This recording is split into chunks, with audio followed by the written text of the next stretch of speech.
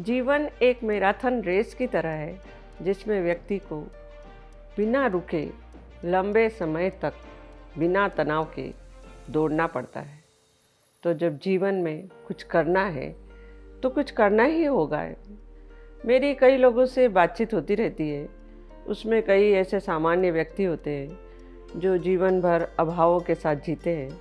जब मैंने उनसे कुछ बात करी है तो कुछ तथ्य उभर के सामने आते हैं कि वो क्यों इस तरह की अभाव भरी ज़िंदगी जीते हैं, या उनमें कौन सी ऐसी क्वालिटी या नहीं है जिसके कारण से वो ऐसी स्थिति में रहते हैं। तो उनके कुछ जवाब करीब करीब समान ही होते हैं। जैसे उनका भाग्य उनका साथ नहीं दे रहा है, परिवार में कोई ऊंचे पद पर नहीं है, या फिर राजनीतिक व्यक्तियों से उनका कोई संपर्क नहीं है और इसके कारण वो सक्सेस की तरफ नहीं जा पाते।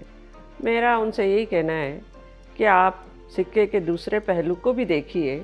जो सफल व्यक्ति होते हैं उनसे मिलिए, देखिए उनकी जीवन जीने का क्या तरीका है, वो पूरे दिन भर में अपनी कौन सी एक्टिविटीज़ करते हैं जिसके कारण वो शिखर तक पहुंच जाते हैं।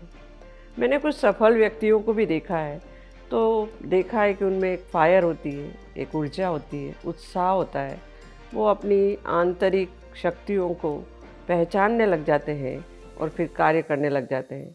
उसी ऊर्जा और उत्साह के बल पर वो शिखर तक पहुंचते हैं, कई महारथियों को पीछे छोड़ देते हैं। अगर हमें छोटे छोटे से ऐसे अभाव भरे जीवन वाली बात भी सुननी है, देखनी है, तो आपने देखा होगा कि चाय बेचने से लेकर प्रधानमंत्री तक का सफ़र पूरा करने वाले के जीवन में भी तो कई अभाव थे। कोई पारिवारिक कहना चाहिए कि सपोर्ट नहीं था, पर व्यक्ति अपने बलबूते पर, अपनी फायर, अपनी इच्छा शक्ति के बलबूते पर व्यक्ति किसी भी पद तक पहुंच सकता है। एक और बात जो मैंने देखी है, डीप कमिटमेंट। अपने आप से वादा कीजिए, पैशन जगाइए और एक रोबोटिक टफनेस की तरह से अपना काम करिए, श्रम कीजिए, श्रम पर विश्वास कीजिए। बड़े से बड़े लोग, टाटा, बिरला, जिनके आप नाम जानते भी हैं, वो भी हाड़ मांस के बने हुए इंसान ही थे। नए नए प्रयोग करके, अपना पूरा समर्पण दे करके कहाँ से कहाँ तक व्यक्ति पहुँच जाता है। आप भी काम करने पर विश्वास कीजिए। अगर आप असफल भी हो जाते हैं तो उसे एक चुनौती की तरह स्वीकार कीजिए, फिर से प्रयास कीजिए, तब तक प्रयास करते रहिए जब तक कि आप सफल न हो जाए। सफलता और आराम दोनों चीज़ें एक साथ नहीं चल सकती। Success and rest don't slip together. आपने कई लोगों ने ये कहानी सुनी होगी, कछुआ और खरगोश की। सभी लोग इस कहानी से परिचित हैं। सभी लोग अगर खरगोश और कछुए दो प्रतिद्वंदी को सामने देखेंगे तो परिणाम तुरंत बता देंगे कि खरगोश ही जीतेगा, क्योंकि वह हर उसमें कछुए से कई गुना ज़्यादा तेज तर्रार था। लेकिन कछुआ जीत गया। क्यों जीत गया?